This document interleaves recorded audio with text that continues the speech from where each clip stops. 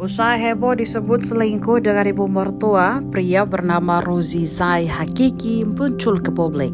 Mantan suami Norma Risma itu langsung membantah semua cerita yang beredar.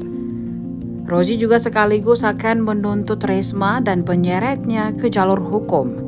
Sebelumnya diinformasikan, Rozi digerebek warga yang curiga bahwa dirinya dengan ibu mertua sedang melakukan hubungan suami istri di kontrakan saat Norma sedang bekerja.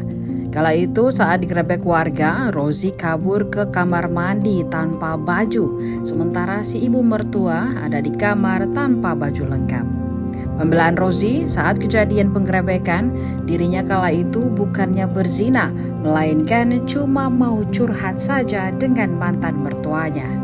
Keterangan tersebut disampaikan oleh Rozi yang didampingi kuasa hukumnya Jumadi saat mendatangi Polda Banten pada Kamis 5 Januari 2023. Rozi mengklaim bahwa peristiwa penggerebekan yang dimaksud adalah kesalahpahaman belaka. Saat disinggung terkait salinan putusan cerai, kuasa hukum Rozi Jumadi mengatakan bahwa ada kejanggalan di dalamnya. Ditanya lebih lanjut soal kejanggalan yang dimaksud, Jumadi enggan untuk menjelaskannya lebih lanjut. Ia hanya mengatakan pihaknya akan melayangkan somasi kepada Norma Risma dan kuasa hukum terkait hal tersebut.